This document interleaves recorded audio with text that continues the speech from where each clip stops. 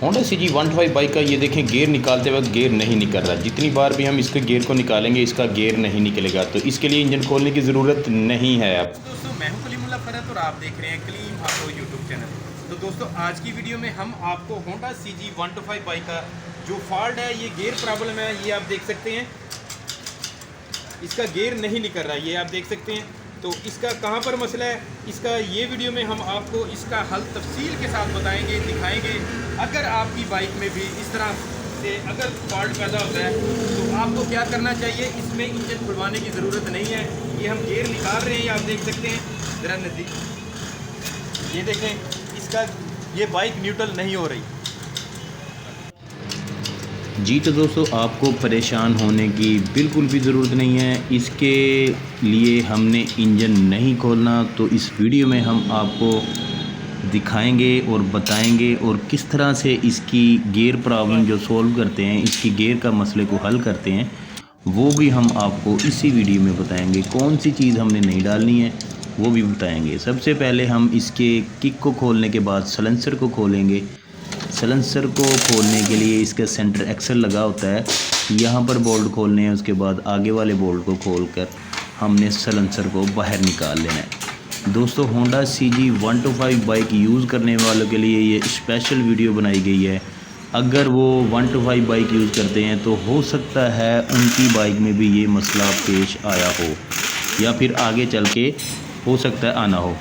तो इस तरह से अगर आपकी बाइक में मसला पैदा होता है या फॉल्ट पैदा होता है कि गियर निकालते वक्त आपकी बाइक का गियर नहीं निकलता, तो उसके लिए इंजन खोलने की ज़रूरत बिल्कुल भी नहीं है। हमने सिर्फ़ और सिर्फ इसकी साइड खोलनी है।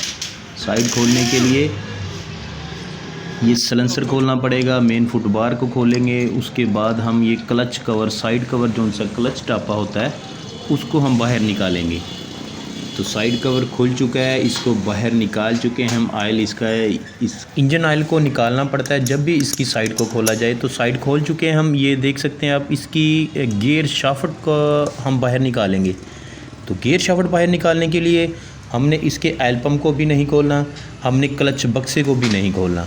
तो गियर शाफ्ट के ऊपर एक अदद लॉक और स्प्रिंग लगा होता है, वो हम सबसे पहले निकालेंगे। उसके बाद ये दो हिस्सों में तकसीम हो जाएगी।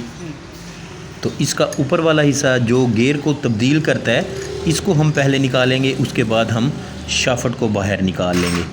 अगर हम इसको इकट्ठा निकालेंगे तब ऐसी सूरत में क्लच बक्से को खोलना पड़ेगा, ऑयल पंप को खोलना पड़ेगा, तब हम इसकी गियर शाफ्ट को निकाल सकेंगे। लेकिन हमने इसके साइड कवर को खोला है। साइड कवर खोलने के बाद लॉक निकाला है, स्प्रिंग निकाला है, गियर शाफ्ट का गियर वाला हिस्सा पहले निकाल चुके हैं। अब हम इसकी शाफ्ट को बाहर निकाल चुके हैं।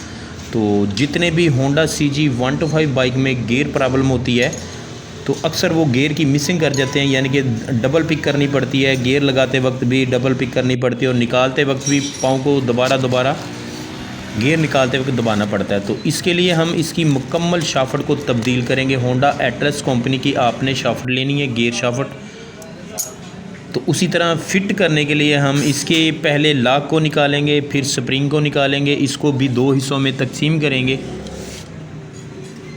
तो ये शॉर्टकट सा तरीका है, मैंने आपको इस वीडियो में बताया है। अगर आपकी बाइक का गियर प्रॉब्लम है तो आप अपने परेशान बिल्कुल भी नहीं होना। सिर्फ़ और सिर्फ हमने इस गियर शाफ्ट को तब्दील करना है, वो भी सिर्फ क्लच साइड हमने खोलनी है। उसके बाद इजीली हमने इस शाफ्ट की फ़िटिंग कर देनी है। हमने पहले ये देखें शाफ्ट को लगाया, उसके बाद इसके दूसरे हिस्से को लगाया। अब हम यहाँ पर स्प्रिंग लगाएंगे, उसके बाद इसके ऊपर हमने लॉक लगा देना है। तो इस तरह गियर शाफ्ट की फ़िटिंग हो चुकी है। अब गियर शाफ्ट, तो शाफ्ट के ऊपर हमने इस गियर लीवर को लगाना है। दोबारा हम इसकी चेकिंग करेंगे। ये देखें, पहला गियर लगाया, उसके बाद हमने इसको न्यूट्रल किया है, ये इजीली इसका गियर निकल चुका है। तो यानी कि इसका फॉल्ट सिर्फ़ और सिर्फ गियर शाफ्ट में था। तो गियर शाफ्ट हमने नहीं लगा दिए। तो इसका ये देखें, अंदर वाला सिस्टम भी दिखाना चाहूँगा हम आपको। ये देखें, गियर लगाते वक्त इस तरह से इसका गियर शाफ्ट काम करना होती है। तो अगर ये शिफ्टर के ऊपर से स्लिप हो जाएगी तो इस तरह गियर का निकलना मुश्किल हो जाएगा या फिर लगना मुश्किल हो जाएगा। तो दोस्तों, इस वीडियो में मैंने आपको कम ख़र्चे में और कम से कम टाइम में शॉर्टकट तरीके से मैंने आपको बताया कि अगर आपकी बाइक में गियर प्रॉब्लम हो सकती है तो सिर्फ़ और सिर्फ आपने ये वाला काम करवाना है। इससे आपकी बाइक का ख़र्चा भी कम होगा और काम भी ओरिजिनल हो जाएगा। तो दोबारा जौन से पार्ट्स हमने खोले थे वही हम उसी तरीके से हम इसकी फ़िटिंग करते जाएंगे। इसके बाद आपकी बाइक का गियर का मसला इंशाल्लाह 100% ठीक हो जाएगा। तो यहाँ पर एक आपके जहन में सवाल पैदा हो रहा होगा कि इस पर ख़र्चा कितना होता है। तो दोस्तों, ख़र्चे की बात भी मैं आपको बता दूँ, इसकी शाफट तकरीबन 700 रुपये के करीब इसकी शाफट है। बाकी इसकी ऑयल का और लेबर का ख़र्चा है, ज़्यादा ख़र्चा नहीं है। तो जब भी भाई अपनी बाइक में ये वाला फॉल्ट पैदा होता है तो फ़ौरी उसकी गियर शाफट को रिप्लेस करवाएं। तो इसके बाद आपकी बाइक का 100% मसला जो सा गियर प्रॉब्लम है वो हमेशा के लिए ख़त्म हो जाएगा। जितनी देर भी आप बाइक रखेंगे तो ऐसे गियर का मसला आपकी बाइक में इंशाल्लाह नहीं होगा। तो सलेंसर भी हमने इसके लगा दिया है। उसके बाद हम इसकी किक की फ़िटिंग करेंगे। क्लच केबल को भी हमने लगा दिया है। तो इस तरह सारे के सारे पार्ट्स जो उनसे हमने खोले थे वो हमने लगा दिए। तो एंड पे जो हमने काम करना है वो इसके इंजन में ऑयल डालना है। ऑयल डालने के बाद आपकी बाइक की जो काम है वो कंप्लीट हो चुका है। तो दोस्तों, अगर आपको ये वीडियो अच्छी लगी हो तो आप हमारे चैनल को विज़िट कर सकते हैं, चैनल को सब्सक्राइब करें और अपने कमेंट्स में अपनी राय का इज़हार ज़रूर करें।